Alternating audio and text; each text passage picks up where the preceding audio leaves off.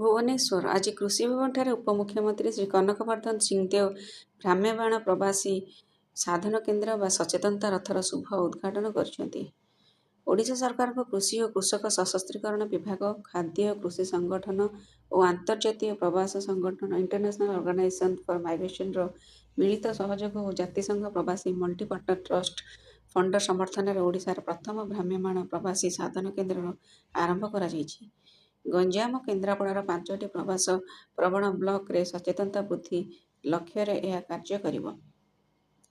ଏହି ଅବସରରେ ଉପମୁଖ୍ୟମନ୍ତ୍ରୀ ତଥା ଦାଦନ ଶ୍ରମିକଙ୍କ ସହାୟତା ନିମନ୍ତେ ଗଠିତ ଟାସ୍କଫୋର୍ସର ଚେୟାରମ୍ୟାନ୍ ଶ୍ରୀ କନକବର୍ଦ୍ଧନ ସିଂହଦେଓ କହିଥିଲେ ଯେ, ବର୍ତ୍ତମାନ ଓଡ଼ିଶା ସରକାରଙ୍କ ତରଫରୁ ମହିଳା, ଯୁବବର୍ଗ, ଫେରନ୍ତା ପ୍ରବାସୀଙ୍କ ପାଇଁ ବିଭିନ୍ନ ଜୀବିକା ବିକାଶ କାର୍ଯ୍ୟକ୍ରମ ଓ ଦକ୍ଷତା ବିକାଶ ନିଯୁକ୍ତି ସଂଯୋଜନ ପଦକ୍ଷେପମାନ ଗ୍ରହଣ କରାଯାଉଛି।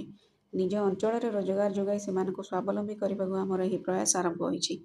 ଆଜିର ଏହି ଭ୍ରାମ୍ୟମାଣ ପ୍ରବାସୀ ସାଧନ କେନ୍ଦ୍ର ଗାଁ ଗାଁରେ ଲୋକଙ୍କୁ ସଚେତନ କରିବ।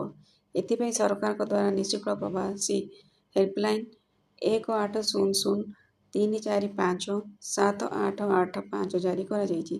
ଯେକୌଣସି ଜରୁରୀ ପରିସ୍ଥିତି କିମ୍ବା ସୂଚନା ପାଇବା ପାଇଁ ଏହି ନମ୍ବରକୁ ଡାଏଲ କରିପାରିବେ। ଏହି ଭ୍ରାମ୍ୟମାଣ କେନ୍ଦ୍ର ପ୍ରବାସୀଙ୍କୁ ସହଯୋଗ କରିବା ସହ ପ୍ରବାସ ସମସ୍ୟାର ସ୍ଥାୟୀ ସମାଧାନ ନିମନ୍ତେ ଏକ ଢାଞ୍ଚାଗତ ଯୋଜନା ପ୍ରସ୍ତୁତ କରିବାରେ ସହାୟକ ହେବ ବୋଲି କୃଷି ଓ କୃଷକ ସଶସ୍ତ୍ରୀକରଣ ବିଭାଗ ପ୍ରମୁଖ ଶାସନ ସଚିବ ଡକ୍ଟର ଅରବିନ୍ଦ କୁମାର ପାଢ଼ୀ ମତବ୍ୟକ୍ତ କରିଛନ୍ତି।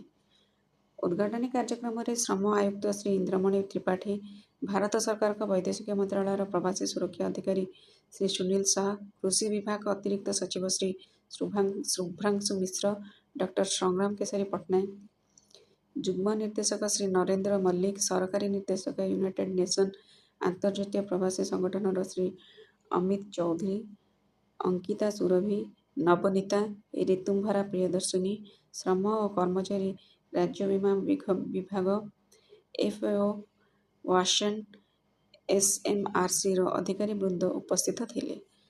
ସମୃଦ୍ଧ ଓଡ଼ିଶାର ରଜତ ମହାପାତ୍ରଙ୍କ ରିପୋର୍ଟ।